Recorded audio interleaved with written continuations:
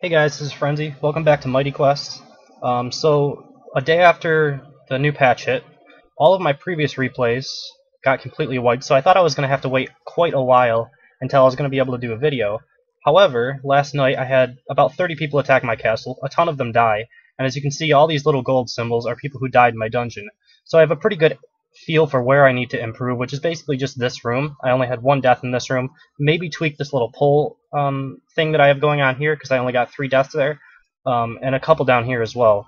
So obviously a lot of people didn't make it through this first pull area, and that's the first combo that I kind of want to talk about, is I have a couple of these Stairmasters here, and a pull, and these Stairmasters are on, I don't know exactly what the specialization is called, but it's the one where they shoot out those 3 or 4 little bubbles.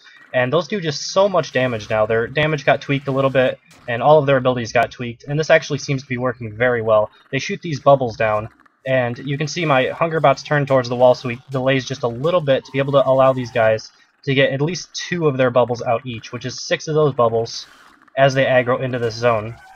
And if they keep coming into the zone, as soon as they see these Stairmasters, they're going to get pulled by the Hungerbot directly into there and pretty much die instantly. It does actually just a ridiculous amount of damage. This is pretty much the same, I believe, as my last video, but I'm not 100% positive.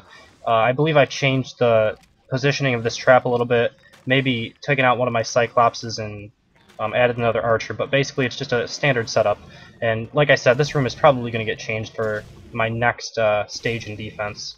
Again, this room was pretty much the same. 3 Archers, Cyclops, a Fire Trap, push them back into the Fire Trap. Not much to say there. A Slow Trap here, basically just to convince them that they can run through Slow Traps. That, you know, there's not super amounts of danger lurking behind Slow Traps, because we want them to come in here, get slowed, get pulled by this, pulled into here, and pulled into here. And this is pretty much the exact same setup that I had before as well. I don't remember if I've changed hardly anything in like these 2 rooms. The only thing I believe I've changed is this here, and then this down here.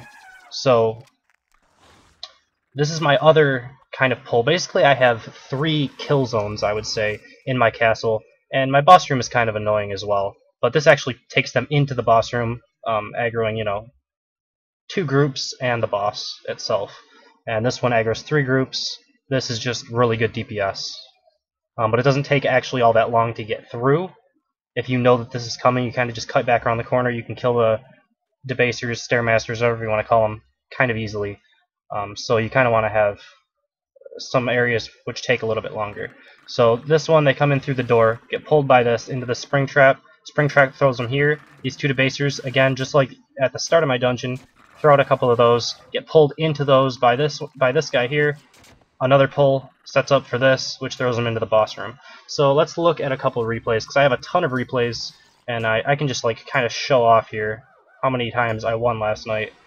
We can go down to like 23 hours ago, you know, in one day, right there, all the way up. I lost like 3 times and won absolutely a ton. So I kind of want to find some that didn't just die right at the start, but I also want to, I guess I'll go into that first. There was somebody who said like WTF or something. Right here. Lasted 22 seconds. We'll just watch that really quick, just to see him die at the first trap and exactly how it's supposed to work. So, again, a lot of this is vision, blocking stuff out by this. This one little snotter here is because people were kiting back around corners a lot, so I wanted to put that snotter initially here, so people won't like kind of assume. So you can see the Debasers get pulled in and die instantly. So that's kind of how that's supposed to work. Really quick replay, just to kind of show that off. This guy here actually tried like 8 times or something and finally ended up getting through. Let's watch one of his when he died. We'll just watch like this 337. I don't want to do like the super long replays, so I can get to more of the replays that I have. This guy died a couple of times on the first trap. I ended up learning how to deal with it. You kind of just pull back around the corner, and he did a pretty good job at that. I believe he pulls back around the corner for almost all of my traps, and that's really the kind of weakness right now of my dungeon, is pulling back around these corners. I'm not exactly sure how to deal with that properly. It gets everything out of position for how the trap's supposed to work. I'm guessing just a lot more high damage, high tanky units. Although there's not that many of them in the game. Like, usually you would use Robo Shieldatrons in the previous patch. Now I guess you can use Pete Poundmore, kind of, but he still dies kind of quickly, so you have to have something to shield him or heal him or something like that. Maybe a lot of Cyclopses. I'm not really exactly sure what I'm going to do, but I'm going to do a little bit of changing here because this just isn't really doing what I want. And I believe this area could be a lot slower for people to go through who are pulling back around corners, if I can get some higher damage minions in here. Then again, I could just add another pull combo and add a 4th kill zone to my dungeon.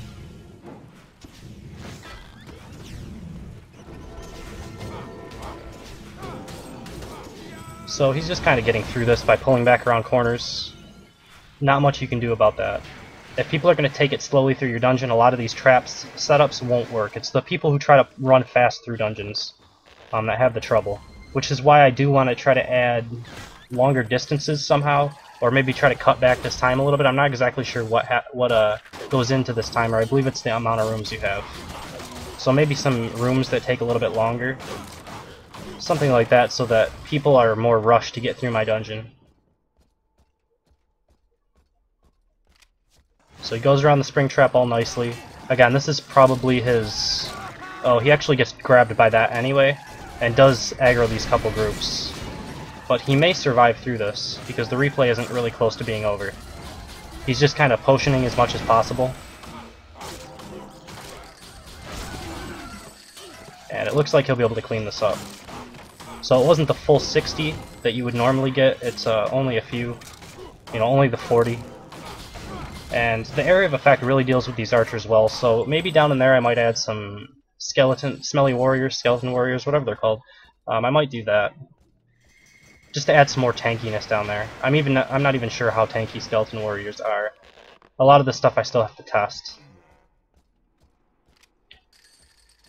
Good, he dodges this. So again, he's just playing this extremely safe. And my dungeon really needs to take more time. That's what I'm going to be working on over the next couple of days. Is trying to rework some of my layouts to take a little bit more time for these people that are playing extra careful. My boss room in and of itself takes quite a bit of time. Now right here, I believe he ends up getting pulled there, and he ends up aggroing the boss. I really like this boss room setup. I don't know if I went over that. I'll do it after this replay, but basically there's a Pete Poundmore who is blocked by a Defendatron, and also a Dr. Skull on Medic, who is also blocked by a Defendatron. He kites back far enough where the Defendatron switches his targets of who he's being blocked. That's the only problem with Pete Poundmore. He moves a little bit too fast to be blocked 100% of the time. But yeah, he ends up getting pulled into the Debasers anyway, Stairmasters, and just dies there. So yeah, I can kind of show off this boss room a little bit. It's Pete Poundmore all the way up leveled, Defendatron, Dr. Skull with Medic, and he just keeps this guy healed basically, keeps these two healed for as long as possible. And it takes a little, I guess, time consuming, and this Pete Poundmore can actually do quite a bit of damage. He's on the multiple hit specialization. Alright, so let's do one who gets through. Let's do this guy. He basically, if you look for this name all the way through here, he hits me a ton of times in a row trying to get through. So eventually he does make it through. There's this guy who, I guess we could go through this replay. He says I'm a cheater. I watched the replay. There was no exploits or anything that he saw. He used 9 potions and resurrected 3 times. So let's watch this guy who gets through. After 8 or so tries to get through my dungeon, he finally makes it. And I'm going to just run it on ×2 speed because he does a lot of pulling back around corners. There's nothing really special that he does. He just takes the longest amount of time to do it. And my dungeon isn't quite long enough. After you know the layout, walking straight through, it just doesn't take enough time. So I'm not sure exactly what I can do to help myself, I guess, force people to take more time. I'm sure there's something that I can do in here. Maybe add more tanky units. Maybe add Robo Shieldatrons, even though, they're maybe not as good anymore. They're still very tanky units. So maybe adding, a couple rooms of that might just boost the time up enough. Especially for warriors. Archers, these slow traps do a pretty good job. unless they bring the roll specialization. So again, he knows where all these setups are, so he's just kind of kiting around corners. And this is kind of a guide in attacking as well, because this is exactly what you want to do against someone who kind of does a dungeon like me. Whereas if you have people who kind of abuse Dr. Skulls and Bone Puppeteers with a lot of slow traps, you want to kind of charge through the dungeon as fast as possible. So I can maybe add a mix of that. I really don't like that setup though. I do like killing heroes. So last time he got pulled by the second Hunger Bot. This time he's going to kite all the way back around. Because he's got to be careful. Anytime he gets pulled into those Debasers, he's going to die almost instantly. Those things do so much damage now. And they're like really good at space controlling too. So I kind of want to add them in with units that you have to kite against, like Jimbo for instance. Jimbo on his like overhead swing, you can get away from it pretty easy, but maybe if I add some of that space control in with that, maybe with a combo pull or something, it might be really good. Little things that you can actually do now with the changes. So you're going to see that Pete Podmore was shielded, but as he kites all the way back like into the middle of my dungeon, like this is an absurd amount of safety, and he's still got a minute 37, so there's really got to be something that I can do to change this up. Force people to take a little bit more time.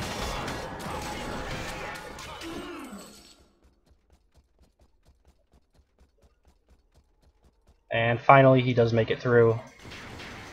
After 8 tries and tons of potions, he finally makes it in, steals a ton of stuff, and gets out. So it's not, you know, unbreakable, but it's definitely good for where I'm at right now. Also, I think that guy was level 18. My dungeon's level 19, so, you know, it took him 8 times, but he did finally make it. We can look at some of the other people who failed. I think most of them are level 19s. There's a level 20 who failed. And it looks like that's about it. 19s, 18s, and 20s. So we can watch that guy that told me I was a cheater and lag. I guess he was lagging during the dungeon. Maybe he thought I was doing it somehow. I have no idea. Again, running on ×2 speed because it's a very long replay. And you guys are kind of getting the basic gist of how my defense is set up. I really like this little pull thing here. Again, he kites around the corner. There's got to be some timings that I can change up to help myself actually hit that pull more often. I've been kind of messing around with, you know, vision and where to actually place these guys. You know, moving them 1 hex here and there, trying to test it out a bunch. And it just seems like if people are going to play really, really safe, they can always get away from those pulls. Obviously, slow traps and stuff like that help, but it's not foolproof. Or foolproof, whatever. But yeah. So, you know, he takes a bunch of damage, uses a bunch of potions. Like I said, I think he used something like 9 potions during this entire dungeon. For a level 21 warrior, that's actually pretty good. I'm pretty happy with that. 2 levels over my dungeon. That's definitely acceptable. This guy, he does get pulled here. And this is probably going to be his first death. He does revive a bunch. So, how much hit points does he actually have? I'm surprised that he didn't die from that. Looks like it's not coming up. But I'm sure he must have around 3,000 to not die to that right away.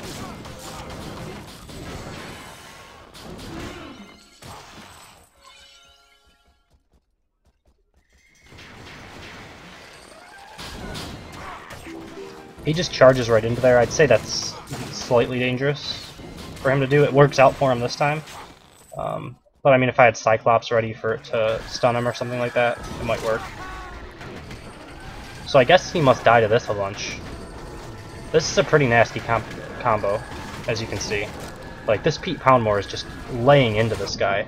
And he's trying to chase around these Stairmasters. Then you have healing Dr. Skull somewhere in there who's just healing everything up as he's trying to kite around in a circle. Like, if they do aggro both of these groups, it's a really strong combo.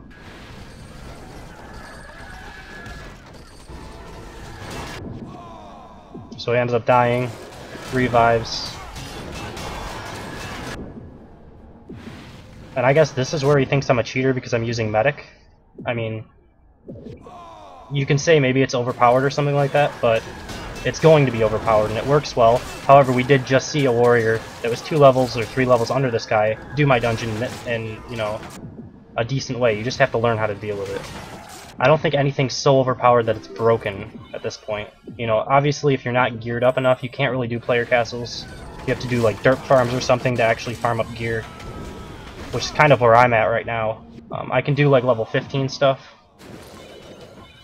but with my level 19 warrior, he really can't do many player dungeons.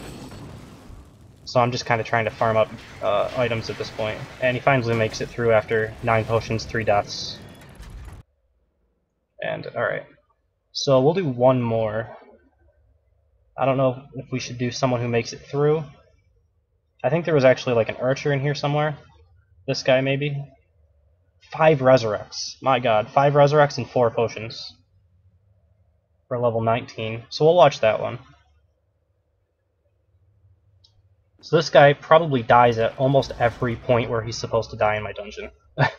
And then he probably aggroes the bottom boss room all together and maybe dies twice or 3 times in there. I'm guessing he might die right at the start thing, although I don't know why he wouldn't just restart if he wanted to, you know, keep going. If he dies right here. We'll have to see. I know I've watched this replay, but I had so many replays to watch when I woke up today. I just couldn't watch them all, you know, so, or I couldn't remember them all, I guess. There was a, oh yeah, he just does die right there. And I guess he wants to, you know, resurrect for whatever reason. Who knows, maybe he dies again here.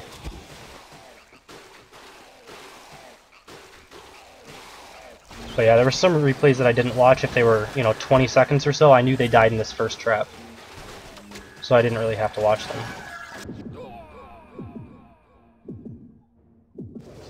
Because when you wake up to 30 replays to watch, that's a little much. Alright, so we're gonna go on ×2 here.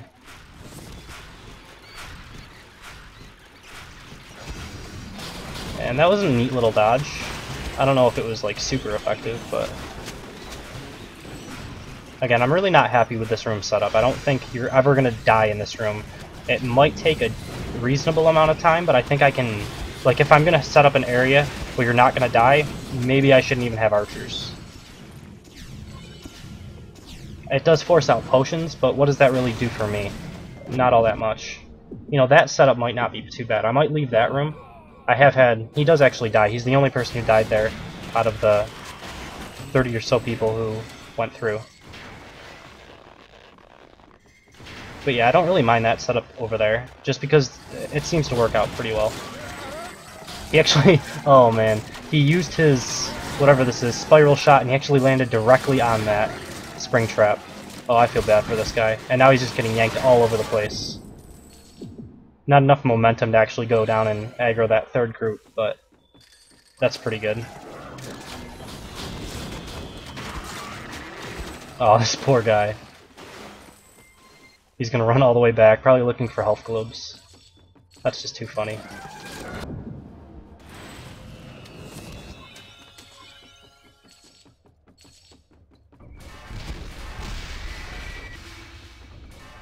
And gets a little lost here, but he realizes there's, you know, nothing over here. So again, this is kind of a good time waster, but people should generally go down this way. You know, that's where the minions were. If the exit was somewhere else, again, another death. Those Stairmasters just do so good when you're getting pulled into them.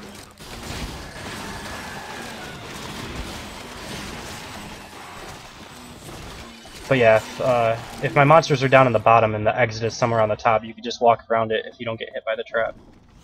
So... even against archers, this guy actually does pretty good. I might add some sort of combo with him. Although he's 16 to place him by himself, so... I might have to use Jimbo or something else.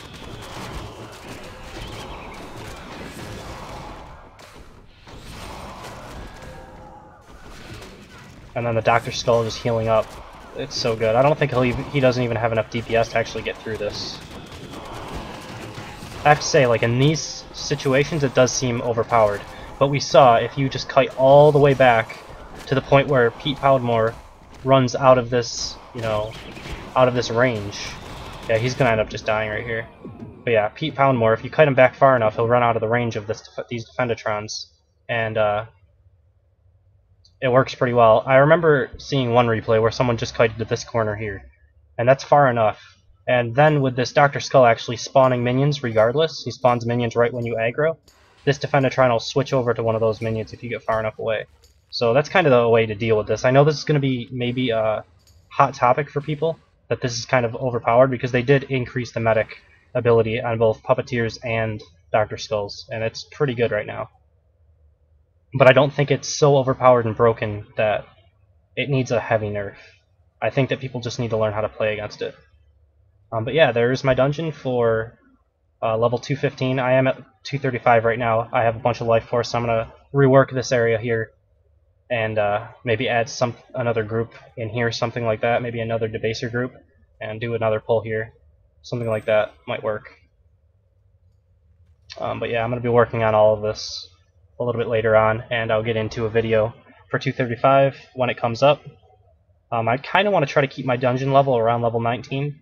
I don't want to get up too far because, you know, the farther up you get, the less heroes that are actually playing the game. Because there is a limited amount since it's closed beta. There's not too many people at the end game right now. So, yeah. I hope you guys enjoyed it, and thank you for watching.